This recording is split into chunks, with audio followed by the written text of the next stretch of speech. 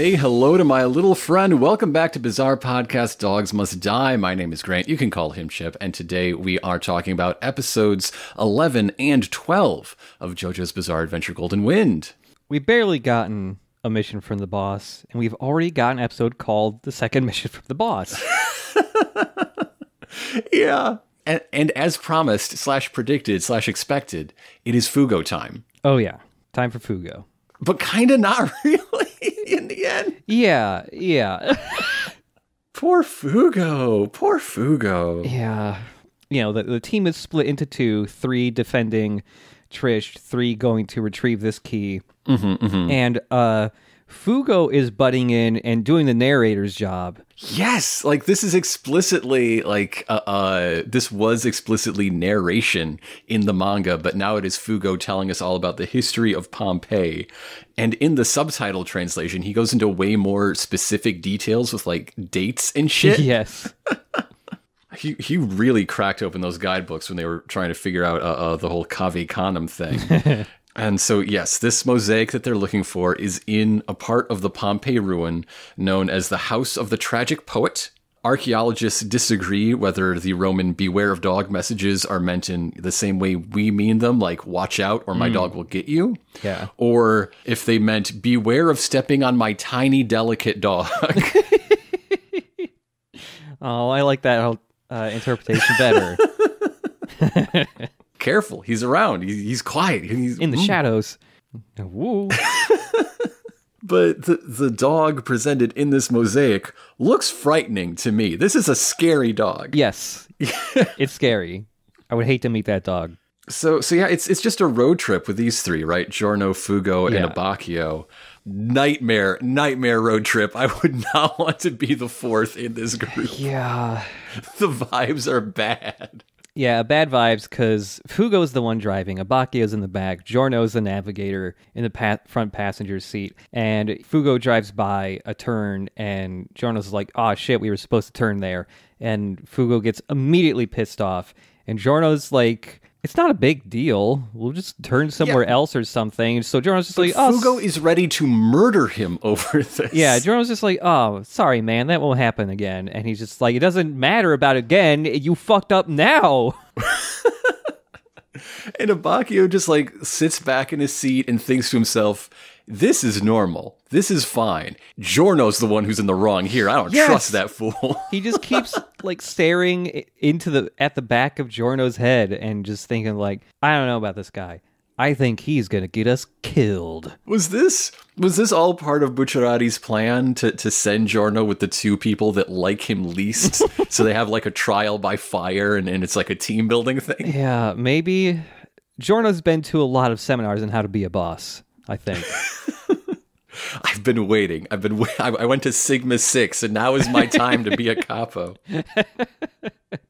So they finally get to the ruins. They proceed on foot as crows watch them go through the city gates. You think these might be crows that belong to an enemy stand user, and you would be wrong. No. It's just crows. Just ominous crows. And so they're walking, and they walk right up to a wall of these ruins that's just got like a tilted like mirror resting on it. And it's immediately time for part 3 flashbacks because Fugo spies a dude in the mirror who is hiding behind the pillar that's behind them, and he peeks out and he starts walking toward them slowly like a Terminator, and we get like 18 back and forth of Fugo go like, there's a guy there. Oh, he's not there though. Oh, he's in the mirror. There's a guy there. Oh, he's not there. There's a guy in the mirror though. Oh. And the other 2 don't see this guy in the reflection or in reality. Yeah. So the guy in the mirror brings out a stand, and that is when Fugo shoves the boys away, and they crumble into geodes. Yeah. Hirohiko Araki is constantly challenging himself to find new ways to turn people into little chunks. Yeah. I just want a stand that turns people into food when they get punched, just because so many people have food names in this one. Yes. Oh, no, there's some guy who's got the power of, like, mini black holes, and people who get near it get spaghettified, but they turn into actual spaghetti. Yeah. Yeah. And so after everyone else has turned into geodes, this dude just immediately starts quizzing Fugo as he decks him across the face with his stand. Yeah, Fugo's just standing there and thinking, it's kind of suspicious for this mirror to just be here. Yeah. On the outside of this building. That's weird. And that's, when he gets sucker punched. So we've met stand user and seen the stand. Let's talk about him before we get too much farther. Yeah. The stand user here, it was named in one of the flashbacks before, but he's never named in the episode. Yeah. He is Illuso, yep. which immediately brings to mind, like, illusions. It is from that root, after all, but the direct translation is actually deluded. Huh. Okay. Yeah. And he is, as far as stand users go, an incredibly normal-looking man. Except that he has 5 ponytails. That's his big thing.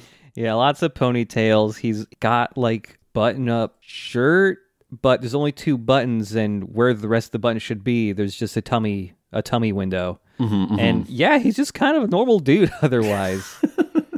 But his stand, Man in the Mirror, or as it's localized, just Mirror Man. Which is also a song. That's still it's just a different one.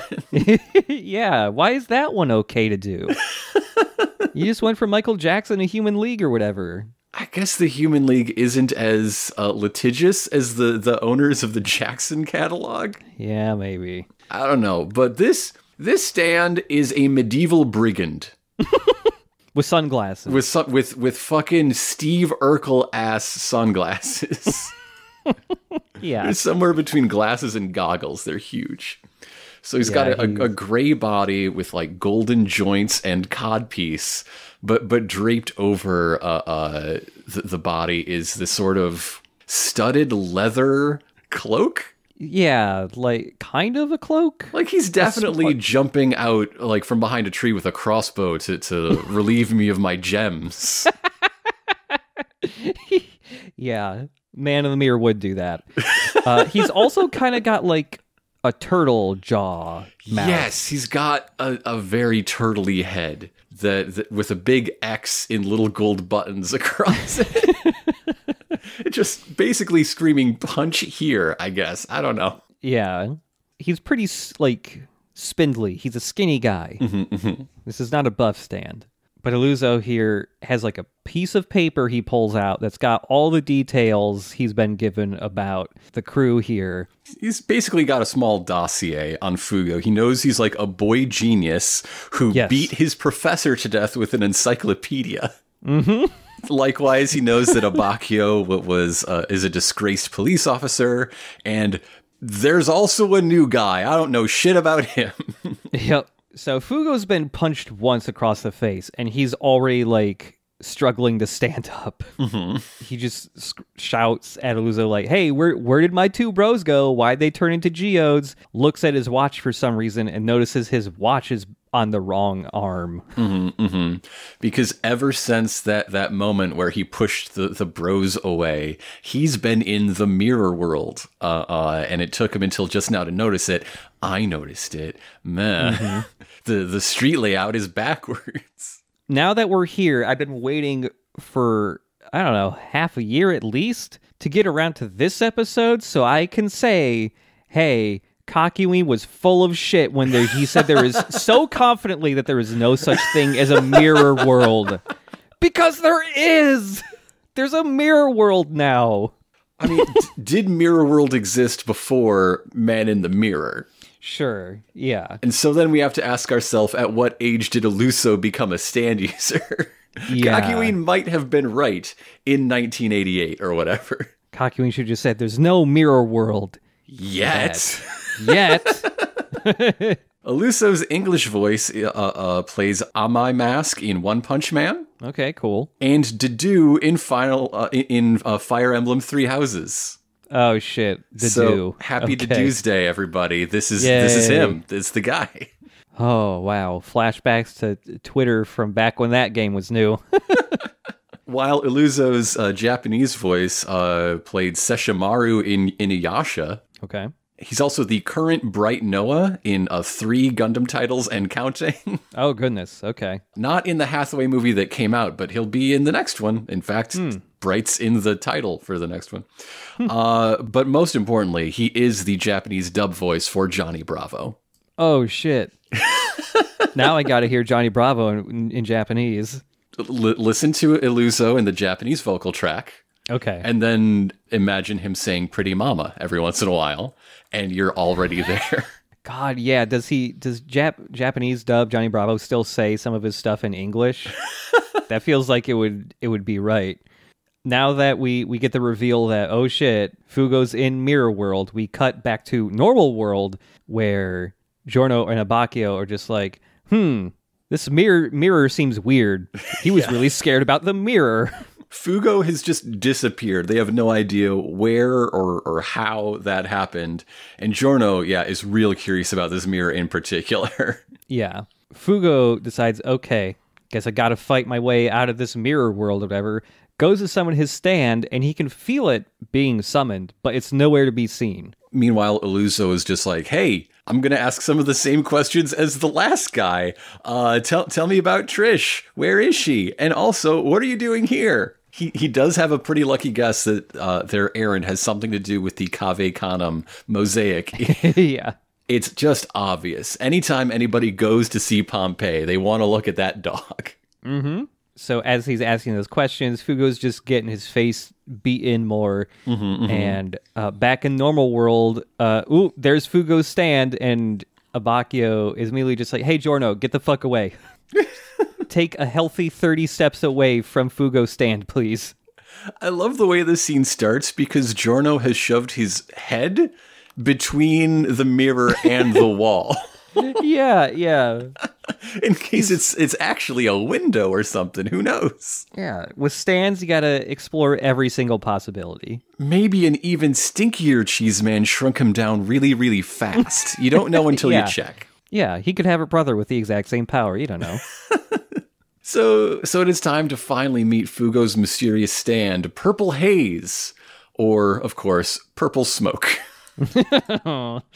Purple Smoke sounds so bad. Another very, very literal translation. Yeah. And he is a purple diamond check man who is full of hate and rage. Yeah. Constantly screaming. Its mouth is sewn shut, but it's constantly foaming at the mouth. Yeah. It's got a cool helmet. It's got a cool helmet. The visor comes down to a point that reminds me of like Gotcha Man. Yeah.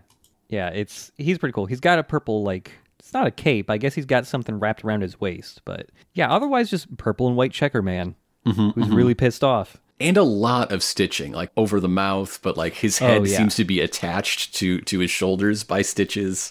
Yeah. When they do super close-ups on his knuckles, because he has very important knuckles, they are stitched in place. Yes. Yeah, and he's got like big yellow studs on his knuckles, kind of like sort of similar to Star Platinum's gloves. Those are like the secondary row of knuckles. Yeah. But before we can figure out why Abakio is warning Giorno of this friendly stand that he should still be away from it, it's time to learn about Fugo's backstory. Panacotta Fugo was born into a very rich family who lived in a gigantic estate in Naples, and he should have had a perfect life. He had nothing to worry about. He was born with a genius IQ of 152, but the crushing expectations for greatness from his parents stressed him out so much that sometimes he thought, maybe I should stab my dad to death. Fugo is especially vulnerable to gifted kid discourse every once in a while, and it's oh boy, poor guy. His rage spells, he's able to control them enough to become the Doogie Howser of law. Enrolls in college at age 13, and this is where we see the moment that Illuso brought up earlier, where Fugo's at the library at college, just getting some books, and I forget what rank that this guy is. He's not a teacher. He's a law professor. Oh, he's just a professor. I thought he was thought he was like the dean or something. So yeah, this law professor who knows Fugo comes up and he's like, "Oh, do you need any help with your lessons?" And it immediately becomes very creepy, like pedophile vibes. Like instantaneously. He's getting a little too friendly, and then he just keeps going. Like, yeah. Oh, you want to invite me over to your place to look at books, huh? Oh, your wife isn't home, huh? Yeah, okay. And so yes, that is when he beats this dude senseless with a encyclopedia, as stated previously. Yeah. Because it's pretty clear where things are going, and there's even an implication where they have gone previously. I think the word again gets dropped somewhere in this conversation that is very significant. Yeah. Fugo just beats this dude like to death, basically, with this big book, and he's able to get off of all charges because his family's very rich. But after this happens, his family never regard him as their son again. Yes, and so he got one use of the family get out of jail free card, but then he is disowned and now living life on the streets. Yep. This is where the narrator notes that, like, hey, Fugo being out in the streets and just kind of living a vagrant life, this is where he's actually able to put his 152 IQ to its fullest extent. Law school was just wasting it. And so one crime we see him do is a pretty simple dine and dash, but he gets grabbed. Still working on the dash part, I guess.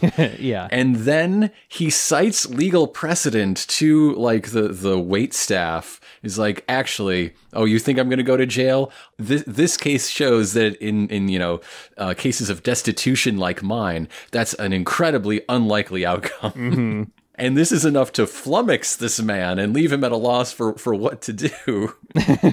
Who in the world would call the cops and then be like, wait a minute, this guy's not actually going to see significant jail time. I won't even call the cops. Yeah. I mean, I guess that's a similar thought that Abbacchio had while he was a cop. I guess it's just the Italian disposition as presented in JoJo's Bizarre Adventure Golden Wind. Yeah. No one bad will ever be punished, so why even bother? But wouldn't you know it, this is a restaurant that we know all too well, and Bucciarati is having his meal here and sees this interaction as like, nice, cool. Yeah, I want this guy in my team I'm putting together. I never get a flashback, but I mean just about everybody else's, so that's okay too. I love the way with how many flashbacks we've seen here where Bruno is like the Nick Fury of this season. He's just always appearing like after someone is finished experiencing their backstory, and he's like, "You want to be a part of my team?" Yeah, but this is the most explicit time because he seriously walks up to Fugo and is like, "I'm trying to assemble a team." Yeah. Let me tell you about the Passione initiative. Yeah. But Fugo, like, declines because he's like, I'm a fucking rage monster, which, again, Nick Fury has had to deal with in his career as well. But I'm pretty sure I'm going to murder one of you if I, like, stub my toe or something. It's not worth it. But, you know, Bruno, the saintly, the perfect manager, Bruno Bucciarati, is like, hey, bro, I want you here, demons and all. And this just like blows the doors open to the possibilities of like brotherhood of crime. Everybody is just looking for tight friends. That they can be mad at all the time. Yeah, it's okay. It's okay. You can be mad at my boys. They will have superpowers too. We're all just dudes being guys, so being mad at each other and hazing each other is just part of the camaraderie, I guess. Purple hazing each other, yes. So yeah, back in the present, Giorno is looking at Purple Haze and getting pretty nervous about it because Abbacchio is shitting himself looking at Purple Haze. There's repeated warnings from Abbacchio, like, stand away from Purple Haze. Nope, even further back. And Giorno's just like, but that mirror is so extremely suspicious, bro. He's so focused on the mirror. 2 episodes this fight takes. He never leaves the side of this mirror. Yeah. They're stepping back from Purple Haze, and eventually Purple Haze just like turns around. It just screams and flexes and throws a fit, punching walls apart. And the two on the outside are like, what the fuck? What the fuck is this? What's going on? Yeah.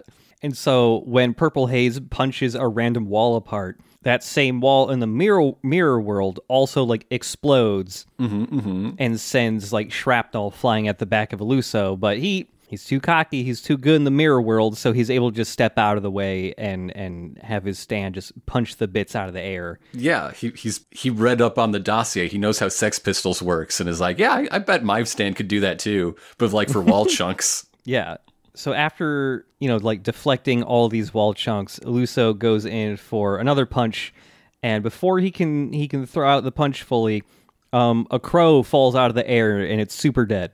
And then a second crow. It is so rare that I'm having trouble thinking of times when a stand has just punched a dude, specifically punched a hero, Yeah. Because, obviously that Star Platinum's whole thing is punching dudes. But when a stand attacks one of our protagonists, it's, the stand shoots something or has a blade or just the direct viscerality of a punch in the face is really rare to come toward one of our protagonist crew.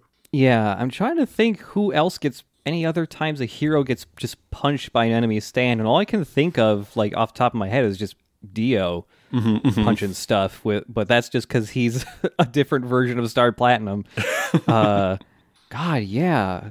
I guess Koichi kind of got punched by Killer Queen, but it went all the way through his gut. That's still a punch, though. Yeah, I suppose. Yes, a crow has fallen out of the sky, super dead. Giorno and Abacchio see this crow, and Abacchio's like, I fucking told you, stay away from Purple Haze. And then we see a second crow. This crow isn't just dead. The second crow especially, when it falls out of the sky, it pukes a bunch of bile and then bursts into blood. Yeah, it's so close to just straight up melting out of the sky. One of those classic stand powers. You see it all the time. Crow melting. Yep. And so while the crows have died and fallen to the ground in real life, those same crows have materialized right next to Illuso, where Illuso had previously stated, hey, the mirror world, nothing living exists here. It's just the two of us. And he's really confused why there are crows here now. It's because they're the reflections of the dead crows on the outside. So Abacchio has to sort of explain what he knows of Purple Haze because, again, this is the first time Giorno has ever seen one of the crewmates' stands since he joined the crew. Yeah. They've all seen him turn a life preserver into a fish, but they still haven't seen all of what Golden Experience can do. And he has seen nothing of what they can do until this moment.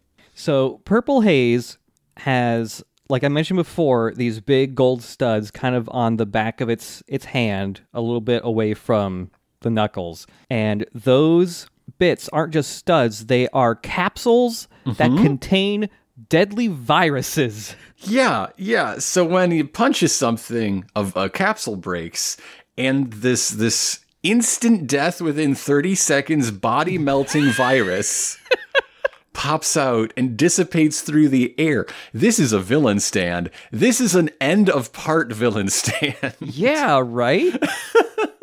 I mean, speaking of firsts, this is, I think, the first time a stand is explicitly said in dialogue to represent the user's internal mind, their unconscious self. And so Purple Haze is, of course, that seething rage monster that's always popping out of Fugo when he has his mood swings. Yeah, but also incredibly neurotic. And apparently whenever Fugo, it's worse than it usually is right now because Fugo is having difficulty controlling Purple Haze. So it's just extremely mega pissed off. And also, it's constantly drooling everywhere, and its drool gets on its, legs. Yes. And it doesn't have a napkin or anything, so it's got to, wipe the drool off with its hands, and then it's upset that there's drool on its hands, and, he does this bizarre dance, the drool dance, going cycle and cycle, and as soon as it's rubbed off enough places enough times to feel clean, then more of the spittle from the constantly foaming at the mouth drool falls back down, and we got to start all over again. Everyone loves the drool loop.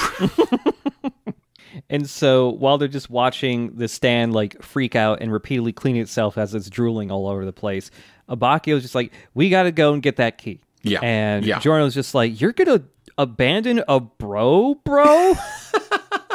What about the bro code? I know I'm new here, but I believe in bros. And Abakio's just like, believe me, I really want to save Fugo, but this is the top priority. We got to take our fucking missions from the boss seriously. And Giorno's just like, I'm never leaving a bro behind. Fuck you. Quote, with all due respect, that's bullshit. Yeah. What a line. There is a significant moment here just before Bakio leaves where in its flailing, Purple Haze smashes that mirror to pieces. Yeah. What I enjoy about this is every character takes something different from it. Yeah. Abakio's interpretation is, oh, this is just more random violence. Fugo has really lost control. This sucks for my buddy. I got to get out of here and just fulfill the mission. While Illuso thinks that Fugo assumed the mirror was some sort of special mirror, like the mirror is part of the stand, and if you break that, you break the effect. What a fool. I thought you were smart. Ha ha ha ha. Fugo just wanted to send a message in general, hey, beware of mirrors. Mirrors are bad. That's what you should learn from this. Yeah. And Giorno just doesn't know what to think. Yeah, he's like, the fuck? I know the mirror's important, but why? Giorno and Abakio are arguing about whether to stay and like figure out the puzzle and help their friend, or to just go get the damn key and get out. And as they argue, there are vertical speed lines in a split screen while they shout at each other. Yes. So it's intense. Abakio is trying to pull rank and tell, hey, I'm the superior here. He stops halfway because the look in Giorno's eyes, the utter conviction to save his bro, just convinces Abakio, like, fine, do whatever you want to do. I'll get the key. I'll be back. This argument ends in a stalemate. They just split up, and each one pursues their goal. Yeah. Back in Mirror World, Fugo would, of course, rather die than talk, and Illuso's like, yeah, that's fine by me. So big wind up, big punch, man in the mirror about to rock Fugo's jaw off, and in the moment before impact, that's where the episode ends on To Be Continued. This would have been a banger roundabout. Like, yes, it would have been. What? If Roundabout were still around. What if they did that with all the new ending sense, and as soon as Fugo's about to have his face torn off, someone's talking about being so horny? God, yeah. Oh, I really do love that they chose Freakin' You for the credits. What a weird choice. When you're hanging out with the bros, it's the perfect song. I suppose so. So, yes, that brings us to Episodio 13, Man in the Mirror and Purple Haze. Mm-hmm. And it's just like we said, big wind up, big punch, and then Man in the Mirror stops short because Illuso is distracted by the sound of footsteps, Abakio's footsteps. Yeah, you can tell he's headed for the dog mosaic. And so he just goes to Fugo like, hey, you're as good as dead. I'll come back and bash your head in later, but I gotta go chase after these footsteps. So they go around the corner, one turning left, one turning right, because it's fucking mirrors. And to wind up in the same place, the House of the Tragic Poet, which is represented very, very accurately. Yeah. There's like two storefronts, and between them is this little vestibule, and at the foot of the vestibule is the famous mosaic. And if you hop the fucking velvet rope like Abakio does, you'll eventually get down to this big atrium.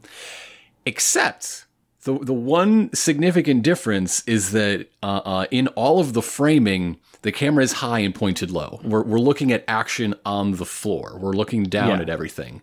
What this means is they do not have to replicate or represent in any way the walls covered in frescoes that make this ruin so famous in the first place. There you go. Like, this whole house is covered in incredible art of like ancient Greek myths and heroes, which is why this place got named to be, oh yeah, probably some tragic poet lived here. That's what a tragic poet would like.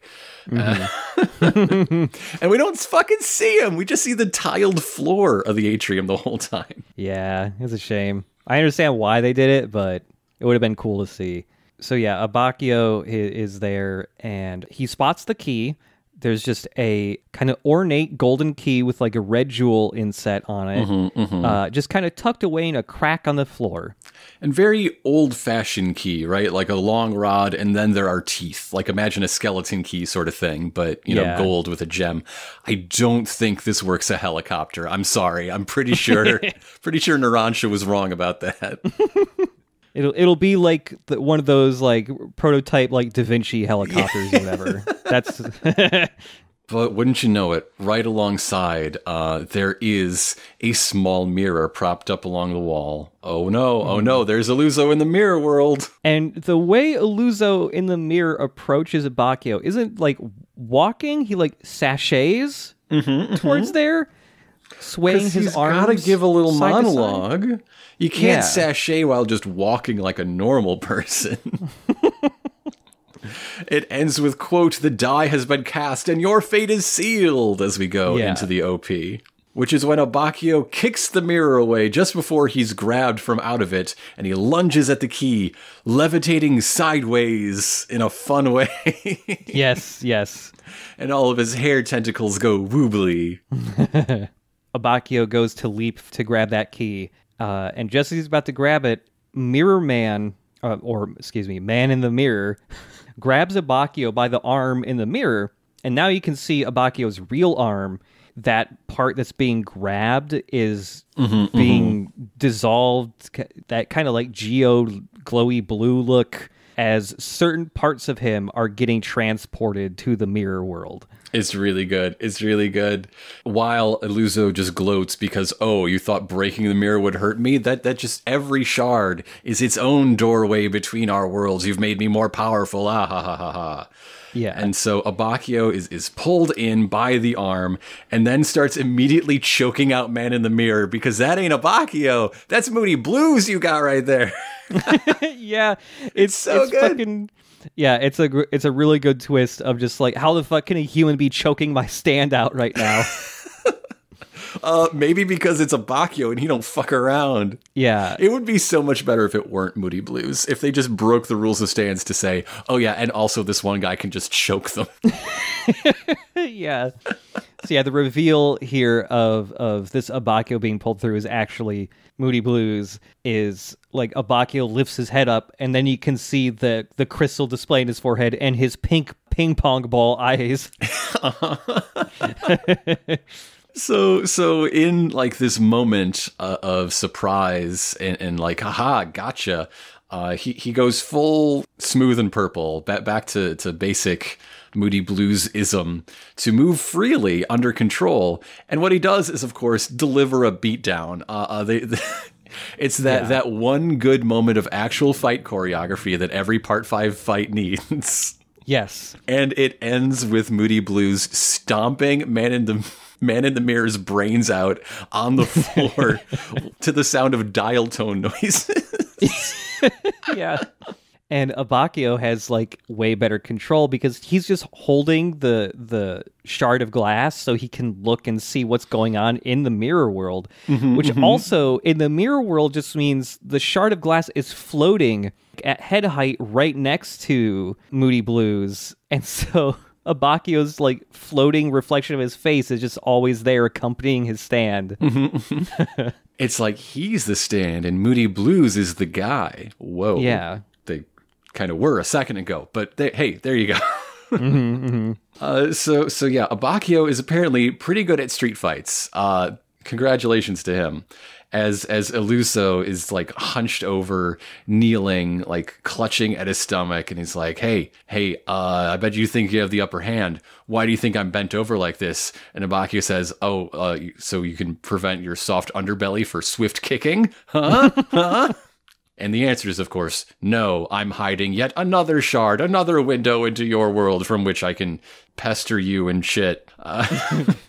And so with this little shard of glass, he just yanks Abacchio's actual arm through. He starts explaining like, hey, it doesn't really matter like what shard you get pulled through. They're all different portals. But hey, what does it mean if like I grab you and start pulling you through this shard of glass, but only like halfway? And then I push your stand out that shard halfway, and now Labacchio and Moody Blues are fused half and half lefty-righty.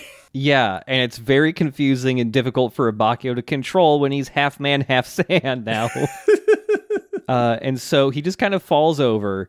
He's having difficulty moving. He's become one of the Star Trek racist aliens. Yes, he has. He's the left white, right black versus left black, right white.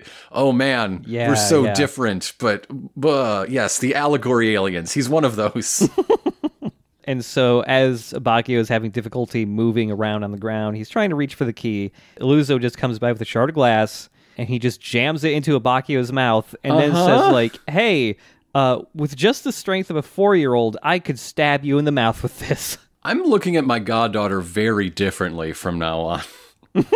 Now that I know she has the strength to kill me if she wanted. Yeah. Of course, Abacchio is thinking to himself that the worst part of all this is proving Giorno right. Yes.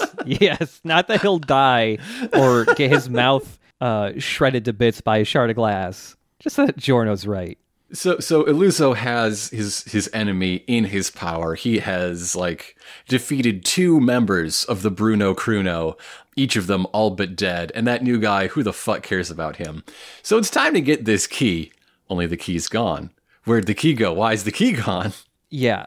Oh, this bit's wild. Yeah, it is. Yeah. Illuso grabs Abacchio by the head, going like, hey, where the fuck, how'd you make that key disappear, or how'd you hide it? And Abacchio says, oh, I didn't fucking hide it. And you can see the half of the liquid crystal display that's on his forehead still is rewinding. At the same time, a bunch of blood starts pouring out of Abacchio because he has cut his own hand off. He's cut his mirror hand off so that in the real world, that is Moody Blues' hand that's been cut off and is running backwards. It's just undoing the walk Abacchio took around the corner to get to the key. So the dismembered Moody Blues hand is cradling this key, floating down the street to drop the key at Giorno's feet back at the original mirror. Yeah. Oh my god.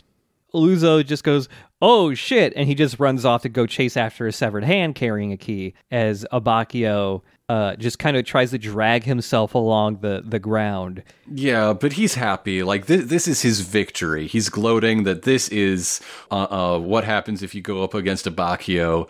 He's going to fulfill his orders no matter what.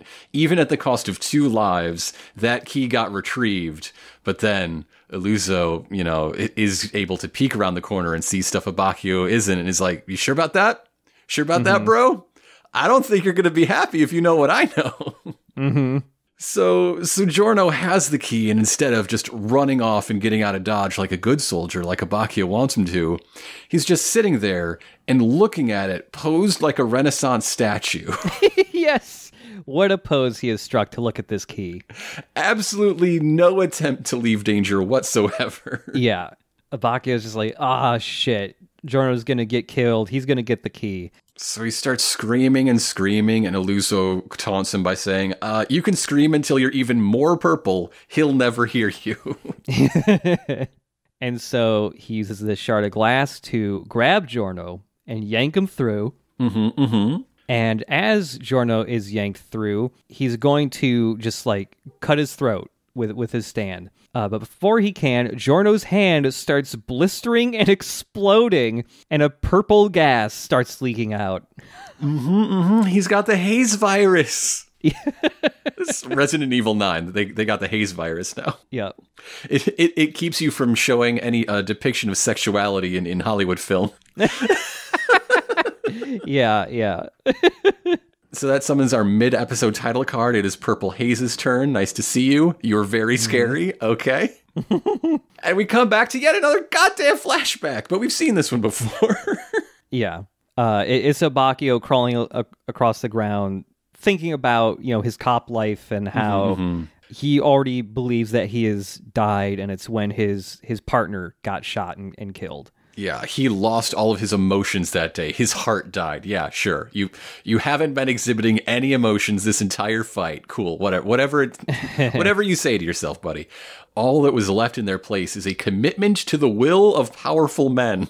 Yes. Just he'll do whatever they want. It's all give me orders, Bruno Daddy. While he's this stuff is flashing through his mind. Illuso's hand has become infected with the virus that's leaking out of Giorno's hand. He's just like, so we're gonna die in 30 seconds. We're just dying in 30 seconds, okay? And this is where we also see Fugo just talking about like, hey, so Giorno just kind of saw that my virus just melts shit, and he decided he's gonna do that too. Fugo seems very afraid of his own stand. Yeah. Which is a fun vibe. I like this. I like that idea. I mean, if anybody's going to be scared of their stand, it's this one, right? Oh, yeah. So Illuso is like, not going to catch me like that. I'm just going to leave the mirror world and leave the virus behind inside it, and I'm going to be fine. I'm going to quarantine myself in the cleansing light of day because, yes, sunlight disinfects the haze virus. Yes. The virus does not travel very far, and it dies very quickly. So this is the second time in one fight a stand user cuts off their own goddamn hand. Yes, he and the animation for this part is pretty dope. Oh, hell yes. Yeah, the symptoms of the flesh-destroying virus are so advanced at this point, just localized to his hand, that it comes off. The whole hand flesh falls off of his hand bones. Yes, and lands in a squishy puddle on the pavement. Yes, like the bit where all of his flesh and muscle and stuff on his hands gets teleported through the mirrors, so that it gets torn off, but with like that glowy blue look to it, and then it's just this ultra detailed skeleton hand. God, it's cool as hell. So now Fugo and Abacchio are screaming at Giorno in the mirror world for being such a goddamn idiot. How are we supposed to... We're gonna die in here. You killed us. You killed yourself first, but we are trapped in Mirrorland forever. And Giorno's like, don't fucking sweat. We have a stand on the outside, and Fugo, why don't you just kick this guy's ass? And Fugo says, because I cannot see him. I don't know where to find him. It's like, no, bro. It's cool. I made a snake. So Golden Experience is still out in the real world too. This boy and his snakes. Yeah. So he made a snake out of a brick. And so this snake is slithering around, and it's not fully a snake. The whole midsection of the snake is still a brick. However, in Mirror World, I guess the reason the snake is still half brick is so that in Mirror World, it's just a brick. And you see the brick part sliding along the road as the snake is... All of the snakes he makes are incredibly hungry. Some are hungry enough to eat bread. Some are hungry enough to swallow a man 40 times their size. This is not a man-eating size snake. But it's going to try. It's going to use its fucking infrared locator snake pit on its face to go find him. So they just follow the brick and mirror world for Fugo to fucking mind meld with purple haze from across the dimensional barrier to destroy Illuso through snake power. It's so Illuso's just sitting there like saying out like, I fucking won. I got the resolve to fucking rip off my own diseased death hand.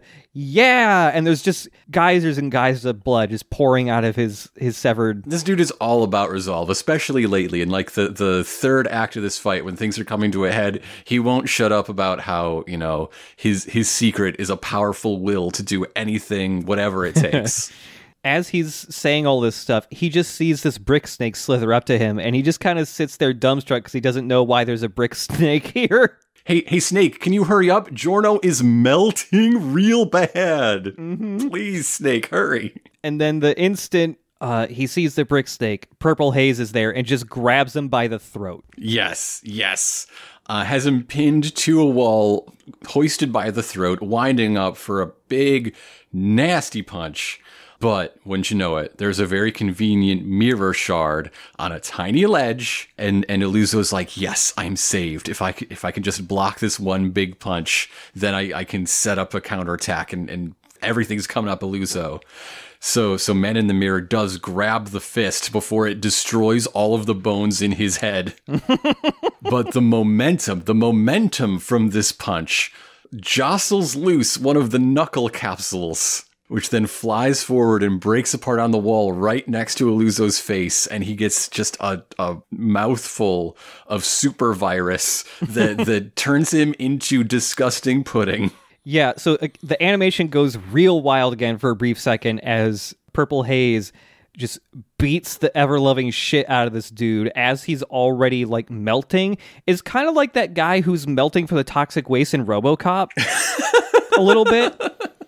So he gets his shit beaten in, he's blistering and melting all over the place, and then once the punches are done, he just kind of slides down against the wall, down to the ground, and then he just melts into a puddle, basically. We've never had a punch flurry this monstrous. Like, yes! Purple Haze is far more terrifying than any of our other punch rushers, you know, The World, Star Platinum, any of them. They got down to business and it looked painful, but Purple Haze hates you the whole time. Yeah, the punch rush like feels really brutal and like savage. The anger and the animation of those punches, man. So upon his death, the mirror world is also dead, and everyone gets zapped back into reality. You know, Fugo's watch is on the proper wrist and is now readable. The writing on the trash can now says trash can forward instead of backward. Mm-hmm. But Giorno's still fucking dying, though. Fugo's just like, yeah, we're back to the real world. Oh shit, Fugo, or Giorno, you're dying. And Giorno's just sitting there like normal, not worried at all, but he's got a stinky hand. His hand has got a stink smoke coming out of it. It looks real bad, but he's still not worried because he has a plan for this. Because as you know, he made a snake. God. He made a snake. And he can't just say what's happening. He has to lead Fugo down the path of logic. Like, this is, again, the longest 30 seconds in the history of JoJo's Bizarre Adventure, and that is saying something. Yeah. He's like, hey, didn't you notice that even with all the virus that happened, that snake didn't succumb to it and die? And Fugo's like, yeah. Oh, because he was born in a cloud of virus. He must have developed a natural immunity because that's how fucking evolution works, I guess. Oh, this part is so ridiculous. He's a lawyer. He's not an immunologist, okay? Yeah. Frankly, neither is Giorno, which is the only reason this works. So yes. Yep.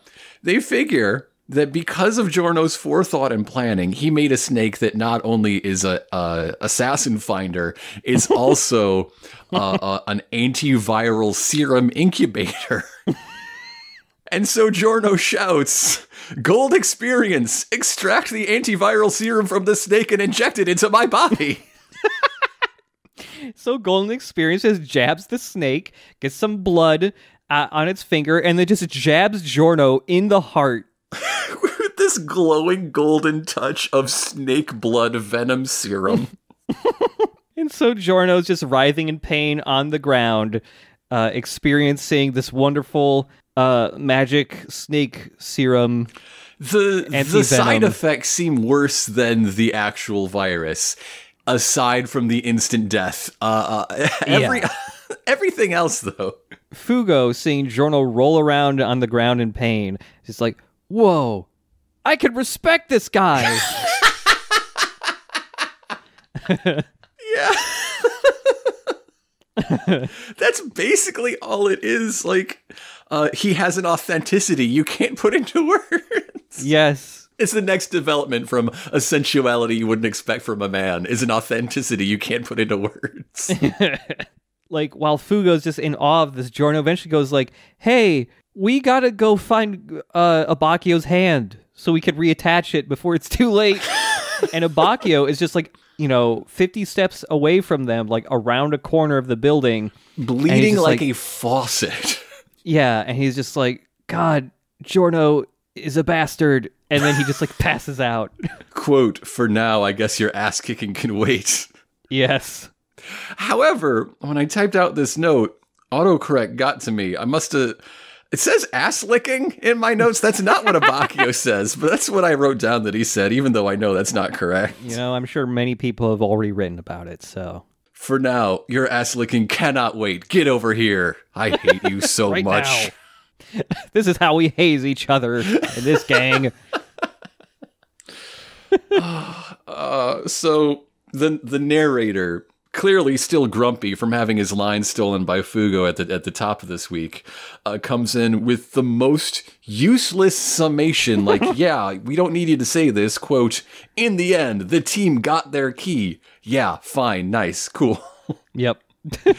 and yeah, they're driving off to get hopefully some immediate medical attention for Abbacchio as the credits come. But that's not the end. Mm-hmm. The very rare post-credit scene has arrived yet again, and there's a train station, and at that train station is the Hamburglar. Yes. And the Hamburglar approaches a dead gunman in a pool of, I assume, his own blood, and takes a small scrap, like the corner of a burned piece of paper, and then smirks about it. Can't wait to learn more about the Hamburglar and oh yeah, who is actual canon in JoJo's. Speaking of, okay, I did a little bit of outside research that I probably should have done a while back. Yeah. Sierra Mist was introduced to the market in 1999. Okay. So if they're so tight with the Pepsi people, you can just have Pepsi-ass Pepsi. Why not replace all the Sprite with Sierra Mist? Oh, man. And then the adaptation can have a more accurate 2001 than Araki could have when he was writing this, and I think we're now in late 96. Yeah. Much like Josuke's Nintendo 64. Yeah. A missed opportunity. Missed opportunity. Also, Sierra Mist sounds like it could be the name of a stand. It sounds like the localization of a stand called Rocky Mountain High. Yeah. So yeah, that is the end of the 2 episodes for today's episode. Next episode we record, we'll be having a guest on to go over this first chunk of Golden Wind. Which is really just about assembling the team. Now that we're exactly a third of the way through, we've had time. We've had special spotlight time on each member of the Bruno team, and a flashback about all of them. Yep. Meestas didn't tell us how he fucking met Bruno, though. It's just like, bullets can't hit me. Ha ha ha! I am the greatest of the hoodlums. Yeah. They should have just drawn Bruno way in the background, just watching him dodge bullets and go like, yeah, that's a good guy to have on my team. But I think it's interesting that, like, Fugo was first. I'm curious what order the rest of them came in, though, because in none of the other flashbacks, unless we're supposed to believe that Narancia was second, and that's why we didn't see the others, we don't see anyone. Yeah. When Bruno recruited Abbacchio, he didn't roll up with Mista in tow or anything. He was just solo. Right, yeah. Which does not help me establish a timeline. Yeah, I think Part 5's approach to like introducing the main cast is interesting in how they have like a fight centered around each of them, essentially for the most part doing their own solo fight, except for the cases of Abbacchio and Fugo. I think that's cool, but it also takes a long time when your cast is 6 people. Yeah, and we're in a mode where a fight can't just be an episode. There's no 1 episode fights anymore. Yeah, it's at least 1.5. It does take quite a while. I still kind of like the approach, but I'm also trying to imagine, like, out of all the parts, I feel like Part 5 is most similar to Stardust Crusaders, where it's just like they got a journey to figure out how to find out where this guy they want to kill is. I'm dipping into notes I set aside to talk with our guest, so please excuse me for repeating myself a week from now. But Golden Wind is very much Stardust Crusaders by the author of Diamond is Unbreakable. Yeah. It's really taking those lessons, that development, and folding them back into part 3. By the way, I feel like Illuso feels a lot more like a part 3 stand user. A lot of these guys they're fighting do. Yeah. I think it's kind of funny going from part 4 to 5 because part 5 is so much more violent than 4 is. Absolutely. And we haven't even gotten to the most violent stuff of part 5 yet. I mean, the Hitman team's flashback was severely violent. That was very violent. Because a lot of the violence in part 5 isn't even just like, well, a guy got his hand cut off and he's bleeding everywhere. There's a lot of stuff that's like a lot more body horror based, especially in later fights. I mean, again, the Hitman team flashback where the guy got turned into an art exhibit. And just like taking examples from this fight, there's the very visceral, you can imagine this happening, and if you do, you'll be horrified, of like a broken shard of glass shoved in your mouth. Yeah. And the over-the-top nightmare-style violence that could never happen to anybody, but just looking at it is like, holy shit, that's fucked up, of the dude's hand melting off and revealing the bones within. Yeah. I haven't seen all part 6. The next chunk of episodes got extremely delayed to fall of 2022. So I don't know how crazy violent part 6 could get. But for now, at least, part 5 is definitely the most violent part of JoJo's that I know of. They are all hardened criminals. It's true, yeah. When it's criminals, you gotta up the violence quotient. I guess I'll save the rest of this for when we're talking about the entire first third, but I wish there was more Trish. Yeah. I want to meet Trish. You eventually get to actually meet her. It just takes a while. I want to find out if she just like got a swirly and some Pepto-Bismol.